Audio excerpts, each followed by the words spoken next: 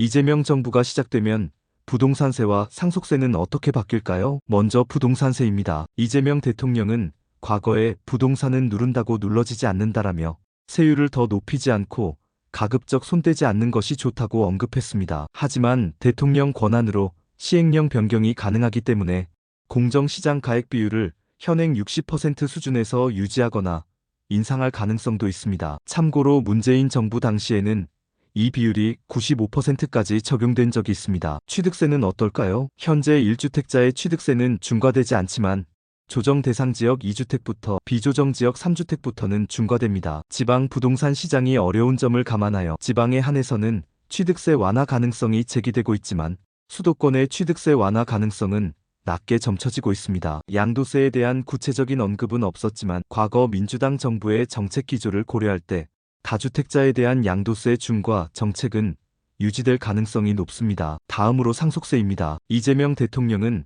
상속세 완화에 대한 논의를 선제적으로 제기하며 이슈화하고 있습니다. 특히 중산층을 위한 상속세 미세 조정 및 공제 현실화를 강조하며 일괄 공제액과 배우자 공제액의 현실화를 주장하고 있습니다. 이는 물가 및 집값 상승을 고려하여 상속세 부담을 경감하겠다는 취지로 해석할 수 있습니다. 또한 윤석열 정부에서 추진되었던 유산취득세 방식으로의 전환, 논의가 다시 부상할 가능성도 있습니다.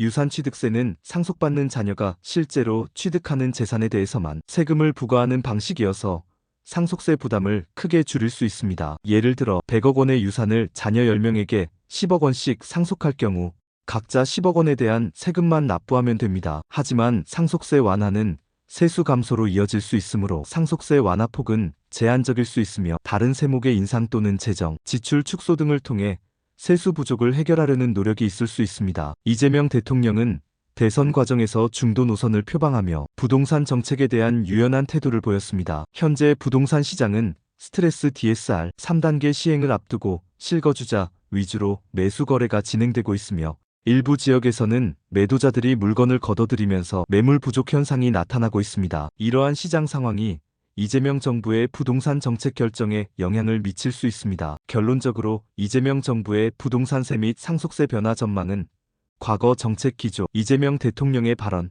그리고 현재 시장 상황 등을 종합적으로 고려하여 신중하게 예측해야 합니다. 부동산 세금은 쉽게 바뀌지 않겠지만 상속세의 경우는 완화될 가능성이 있다는 점을 기억해 주시면 좋겠습니다. 이텍스 뉴스